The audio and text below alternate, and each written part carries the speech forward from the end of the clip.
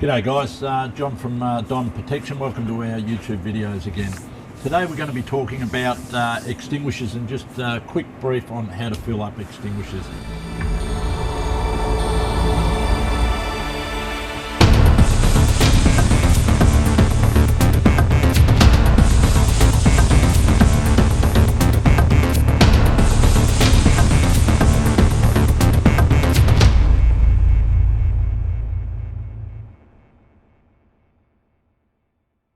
The typical extinguisher we're going to set up today is a foam extinguisher which has been discharged.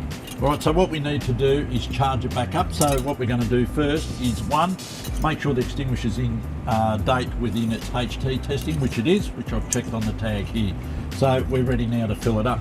When we fill up these extinguishers, what we actually have in these foam ones is water with a mixture of foam solution, which gives you then aerated through here, obviously, which gives you your foam solution.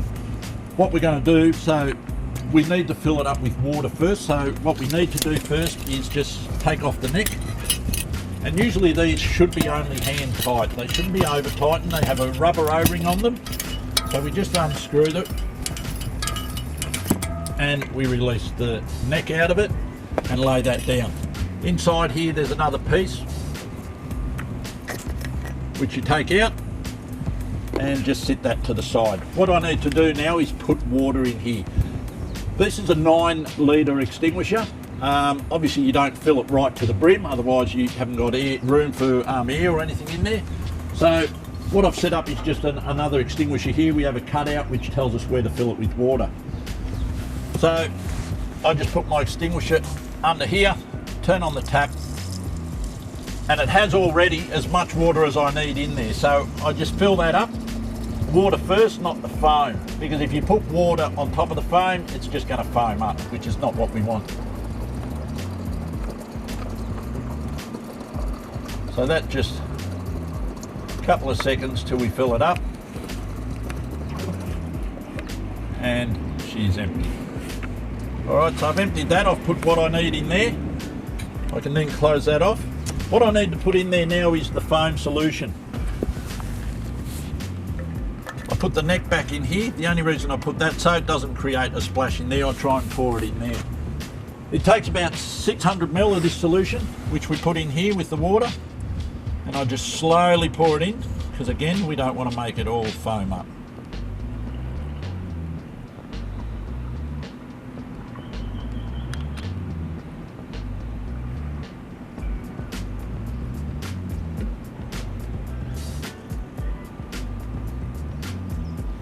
Slowly pour that in there. Okay, so now I have my foam in there and I have my water as well. So now I'm ready to put the neck back in. We check the neck, just make sure the rubber seal's okay in there, which it is, it's in good condition. I put that down nice and straight and just screw it back on. Again, saying, like I said before, you don't over tighten these necks. So we want it back in position. Usually they'll line up to where they were. Just give it a firm tightness and that's ready to go now. What we need now to do is to fill it up with air. So I have here a cage, which we have. So I'll stick that inside the cage, put my valve out to the outside, and just close the cage with the pin. The reason we have the cage, if something happens, it's there to protect you.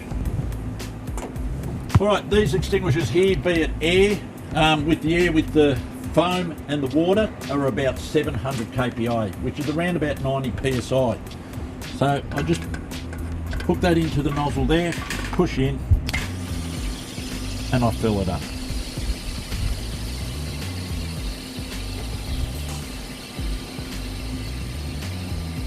So they have a gauge on the side, so just watching the gauge that it gets to that 700 kPa, using the green, then I stop and release. I take it out of the cage. You can see it's charged here, it's in the green again, so that is now ready to put back in service. But before we do that, we need to insert the pin back in And after we've inserted the pin, we take a tag, because as you know, if the extinguisher is not tagged, it shouldn't be used. So I now tag that extinguisher, take my punch, and make sure you punch it. So in here, for instance, today we have the 15th year, 2015, so we go 15. Today's month is March, so you find the March on here, and I stamp it with a number 2. Okay, so that now is stamped, that is ready for service again, and it can be put back in service. Thank you for watching. I hope that was a little bit educational for you. Look forward to seeing you next time. Thank you.